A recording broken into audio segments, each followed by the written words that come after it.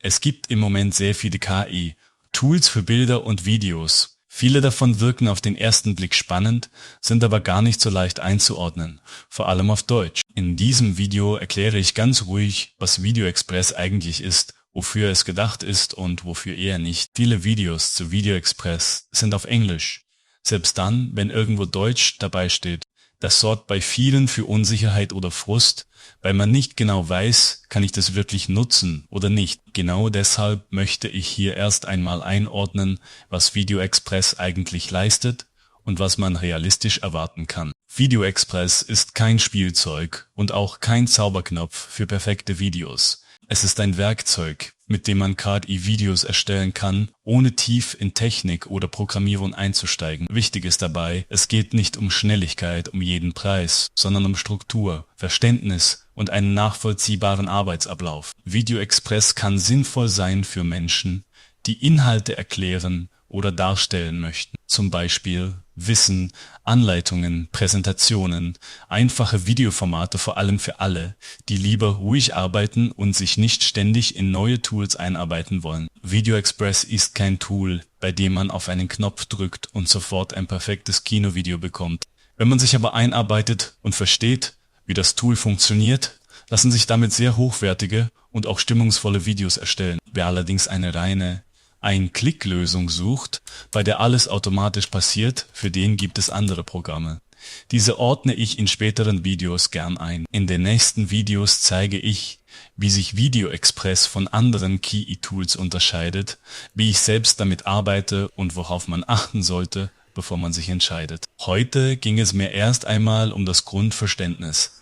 Wenn du dich mit KI gerade erst beschäftigst und dir erst einmal einen Überblick wünschst, dann bist du hier richtig. Alles Weitere kommt Schritt für Schritt. Wer sich mit KI-Videos beschäftigt, stößt sehr schnell auf viele unterschiedliche Tools. VideoExpress, Midjourney und Veo 3 sind 3 davon. In diesem Video geht es nicht darum, welches Tool besser ist. Auch wenn am Ende bei allen ein Video entstehen kann, funktionieren diese Tools sehr unterschiedlich.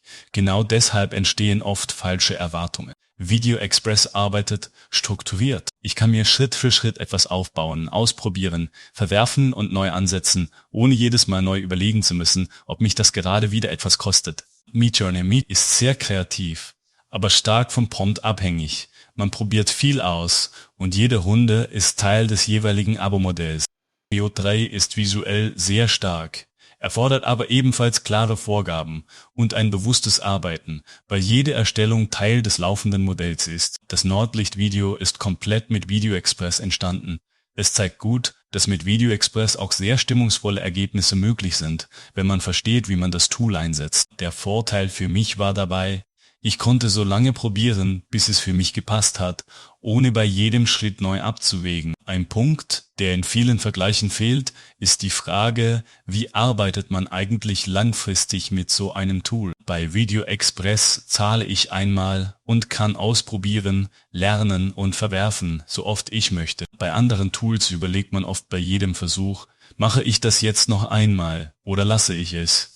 Das beeinflusst ganz automatisch, wie frei und entspannt man arbeitet. Wenn man strukturiert arbeiten und Ergebnisse planbar aufbauen möchte, ist VideoExpress für mich sehr geeignet. Wenn man experimentieren und sehr freie visuelle Ideen umsetzen möchte, sind Midjourney oder Veo 3 spannend. Man sollte sich aber bewusst sein, wie das jeweilige Modell funktioniert. In den nächsten Videos zeige ich, wie ich konkret mit VideoExpress arbeite und worauf man achten sollte, bevor man sich entscheidet. Heute ging es mir darum, die Unterschiede verständlich einzuordnen. Na, hast du den Unterschied gehört? Der komplette Einstieg bis hierhin wurde von einer KI gesprochen. Ich wollte dir damit zeigen, auf welchem hohen Niveau das mittlerweile funktioniert. Du hast später die Wahl. Nimmst du eine vorgefertigte Stimme oder klonst du deine eigene? Dazu kommen wir noch. Jetzt tauchen wir aber erstmal in die Praxis ein. Ich zeige dir mein Projekt Töders Echo des Nordlichtes. Damit du ein Gefühl für das Ergebnis bekommst, schauen wir kurz in das Original rein. Achte dabei besonders auf die Atmosphäre. Auch dort sind die Musik und die Stimmen zu 100% KI generiert. Schau mal rein, gleich danach geht es mit mir persönlich weiter. Das Echo des Nordlichts. Ein Märchen aus Eis und Licht. In einer Welt, die im ewigen Winter zu erstarren droht, erzählt man sich die Legende von Lyra, einst eine sterbliche Weberin, die sich so sehr in die Schönheit des Aurora Borealis verliebte, dass sie einen Pakt einging. Sie opferte ihre menschliche Wärme, um ein Teil des tanzenden Lichts zu werden. Fortan existiert sie nur in den kältesten Nächten als eine Erscheinung aus wirbelndem Schnee und Eis. Sie ist unsterblich, aber verdammt zur Einsamkeit. Denn jede warme Berührung würde sie schmelzen lassen. Doch ein sterblicher Mann, Elias, liebt sie trotz der eisigen Barriere. Zwischen ihnen ihre zerbrechliche Verbindung wird bedroht. Als ein machthungriger Baron im Süden beschließt. Das Nordlicht ist etwas, was man normalerweise nicht kontrollieren kann. Es ist flüchtig, unberechenbar und genau deshalb so faszinierend.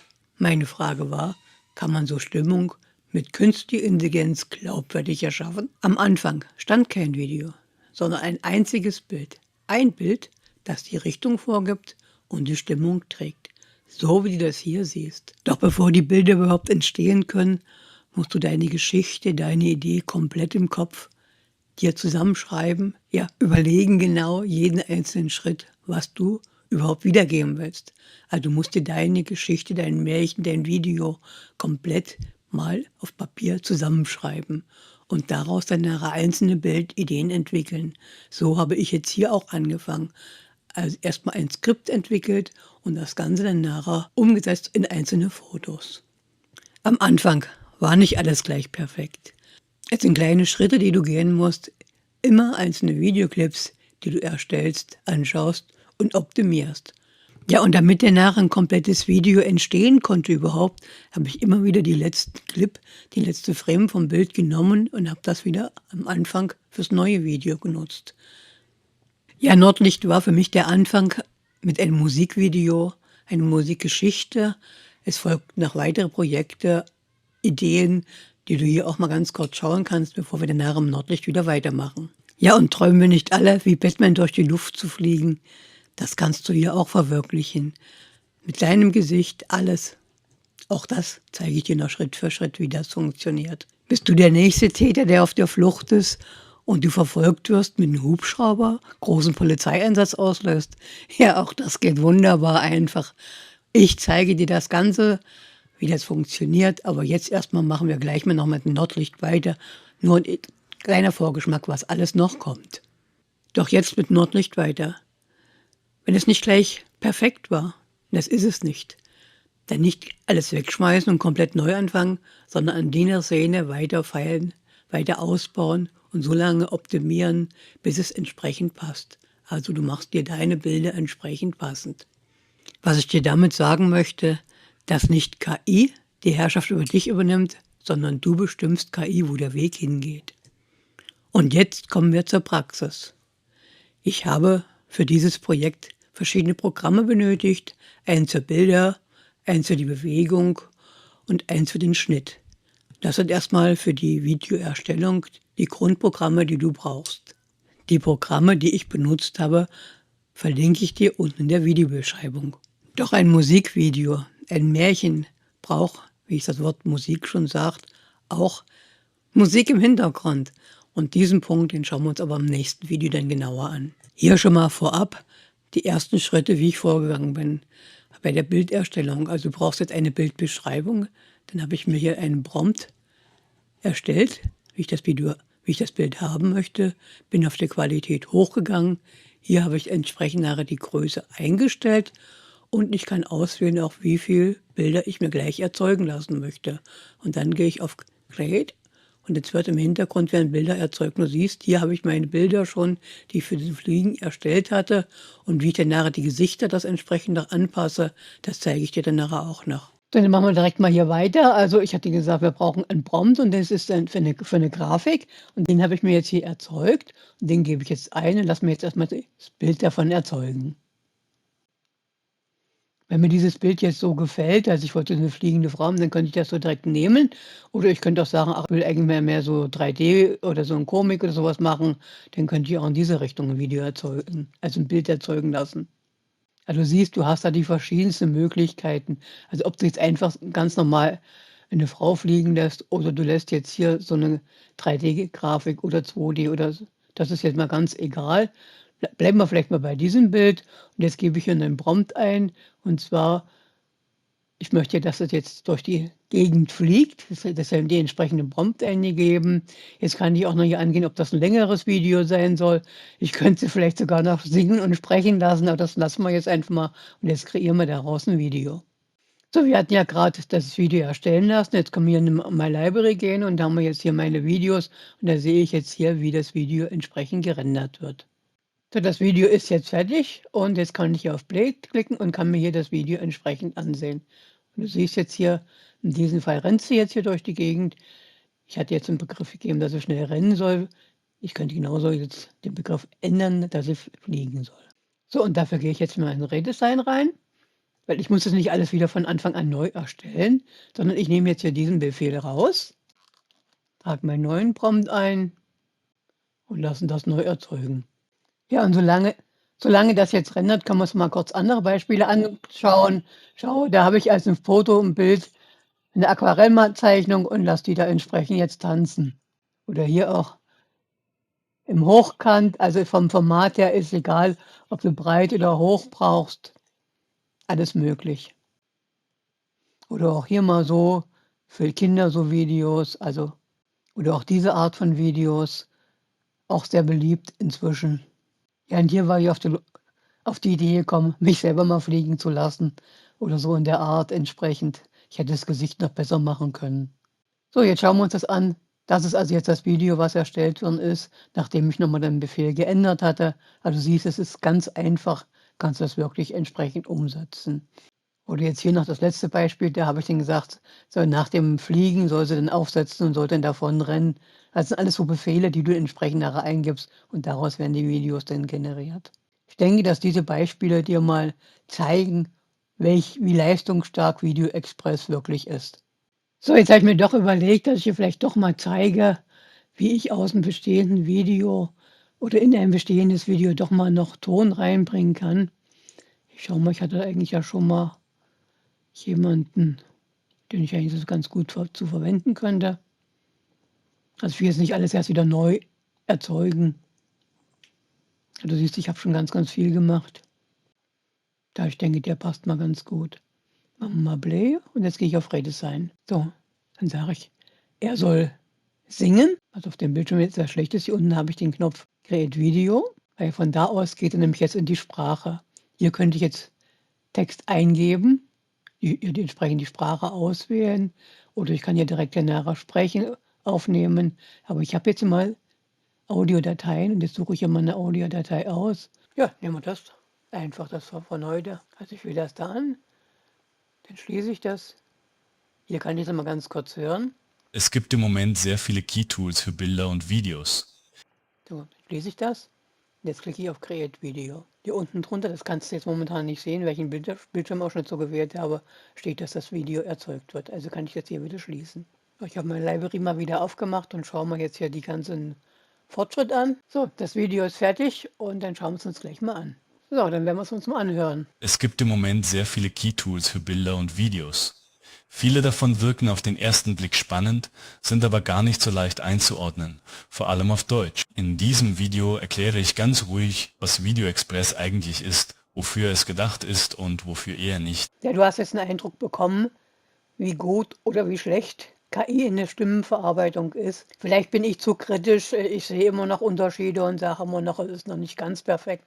Aber ich muss dir ehrlich sagen, das richtig perfekte KI-Modul habe ich davon noch gar nicht richtig gefunden, wo die Stimme wirklich so perfekt ist. Ja, und wenn ich mit 70 das kann, dann kannst du das bestimmt auch. In den letzten Videos ging es um Einordnung, Vergleich und Praxis. In diesem Video geht es um eine ganz ruhige Frage. Es geht hier nicht darum, ob ein Tool gut oder schlecht ist. Die entscheidende Frage ist, passt es zu meiner Art zu arbeiten? Denn genau davon hängt ab, ob man langfristig damit zurechtkommt. Video Express ist sinnvoll, wenn du Inhalte ruhig aufbauen möchtest und nicht erwartest, dass auf Knopfdruck sofort ein fertiges Video entsteht. Wenn du gerne Schritt für Schritt arbeitest und logische Schritte aneinanderreißt, lassen sich damit sehr gute Ergebnisse erzielen, so wie ich es dir hier gezeigt habe. Auch dann ist VideoExpress eine gute Wahl, wenn du ausprobieren möchtest, ohne bei jedem Versuch neu abwägen zu müssen, ob es sich jetzt noch lohnt oder ob es wieder zusätzlich Geld kostet. VideoExpress passt eher nicht, wenn du sehr schnelle Ergebnisse möchtest und mit laufenden Abo-Modellen gut zurechtkommst. Auch wenn du noch mehr Cineastik und maximale visuelle Dramaturgie suchst, kannst du mit VideoExpress an bestimmte Grenzen kommen. Dafür gibt es andere Tools, die genau auf diese Art zu arbeiten ausgelegt sind. VideoExpress braucht etwas Einarbeitung, nicht technisch, sondern im Verständnis, wie das Tool denkt und wie man es führt. Wer diese Zeit investiert, arbeitet später ruhiger und klarer. Dies habe ich dir hier auch schon kurz erklärt, aber ich erstelle noch weitere Videos, wo ich alles dann genauer noch erkläre. Für mich ist VideoExpress sinnvoll, weil ich strukturiert arbeite und Inhalte gezielt aufbauen möchte. Aber für meine Art zu arbeiten passt es sehr gut. Wenn du nach diesen Videos merkst, dass das zu dir passt, dann hast du jetzt eine gute Grundlage für deine Entscheidung. Bevor man sich für ein Tool entscheidet, tauchen oft ähnliche Fragen und Erwartungen auf. In diesem Video gehe ich auf die häufigsten Denkfehler ein und erkläre Punkte, die man vor dem Kauf wissen sollte, damit du später keine Enttäuschung erlebst. VideoExpress nimmt Arbeit ab, aber es ersetzt kein Denken. Das Ergebnis hängt stark davon ab, wie klar man selbst weiß, was man zeigen oder erzählen möchte. Wer erwartet, dass ein Tool die komplette kreative Arbeit übernimmt, wird fast immer enttäuscht. Gute Ergebnisse entstehen nicht beim ersten Versuch. Auch bei VideoExpress braucht es Zeit, um ein Gefühl für den Aufbau und die Möglichkeiten zu entwickeln. Perfektion ist kein Startpunkt. Sie ist ein Ergebnis von Verständnis. Häufige Frage: Ist das nicht zu kompliziert? VideoExpress ist nicht technisch kompliziert. Die eigentliche Herausforderung liegt eher darin, sich Zeit zu nehmen und die eigene Arbeitsweise darauf abzustimmen, bevor man sich entscheidet. Gibt es noch einen Punkt, den ich für sehr wichtig halte und den man wissen sollte. Die Modelle zu VideoExpress, Einsteigermodell VideoExpress, wirbt oft mit einem günstigen Einstiegspreis von rund $94. Dieses Modell ist aus meiner Sicht vor allem dafür gedacht, das System kennenzulernen und ein Gefühl für die Oberfläche zu bekommen. Wenn man jedoch, so wie ich beim Nordlicht Video, gezielt und professioneller arbeiten möchte, stößt man damit sehr schnell an Grenzen. Die Clips sind oft sehr kurz, fortgeschrittene Werkzeuge wie InPainting oder gezielte Bewegungen stehen nicht zur Verfügung und häufig ist die Nutzung auf private Zwecke beschränkt. Für einen ersten Eindruck ist das in Ordnung, für längere Videos oder zusammenhängende Geschichten reicht diese Version aus meiner Sicht nicht aus. Wenn man VideoExpress ernsthaft nutzen möchte, landet man in der Regel bei der erweiterten Version. Das ist auch die Version, mit der mein Nordlicht-Projekt entstanden ist. Dort stehen längere Clips zur Verfügung. Außerdem ist ein Videoschnitt integriert und man kann ohne Limit rendern, was das Arbeiten deutlich entspannter macht. Meine Preiseinordnung: Ohne Wertung, diese Version ist ein zusätzlicher Kauf und liegt insgesamt deutlich höher als der Einstiegspreis. Das sollte man wissen, bevor man sich entscheidet. Mir ist wichtig, das klar zu sagen, damit keine falschen Erwartungen entstehen. Der günstige Einstiegspreis zeigt das System. Die eigentliche Arbeit findet in der erweiterten Version statt. Ob sich das für jemanden lohnt, hängt davon ab, was man wirklich vorhat. Denkfehler 3: Ich muss alle Funktionen nutzen. Ein weiterer häufiger Irrtum ist, zu glauben, man müsse alle Funktionen nutzen, um gute Ergebnisse zu erzielen. In der Praxis reicht oft ein kleiner Teil, um sehr hochwertige Videos zu erstellen. Ich hoffe, dieses Video hilft dir dabei, Fehlkäufe zu vermeiden, wenn dieses Video dazu beiträgt, dass du bewusster entscheidest, egal in welche Richtung. Dann hat es seinen Zweck erfüllt. Gute Entscheidungen entstehen aus Klarheit, nicht aus Begeisterung oder Druck. Eine kleine Ergänzung noch zum Schluss: Wenn du dir die Software selbst ansehen möchtest, findest du den Link mit weiteren Informationen unten in der Videobeschreibung. Schau es dir einfach in Ruhe an und entscheide dann, ob es zu dir passt. Im nächsten Video zeige ich dir dann einzelne Teile davon, Schritt für Schritt. Dieses Video hier soll nur mal dafür dienen, dass du mitbekommst oder dass du erfährst, was hier auf dem Kanal in Zukunft alles zu sehen sein wird. Es geht nicht nur um die Videoerstellung hier, es geht dann nachher auch weiter, wie du einen YouTube-Kanal erstellen kannst, wie du Musik entsprechend richtig abmixt, damit es ein richtig tolles Projekt wird. Also auf diesem Kanal wartet sehr, sehr viel für dich. Und wenn dich das Ganze interessiert, wie man mit KI Geld verdienen kann, dann bist du hier auf diesem Kanal genau richtig, denn hier zeige ich dir diese Schritte. Abonniere diesen Kanal, damit du nichts verpasst.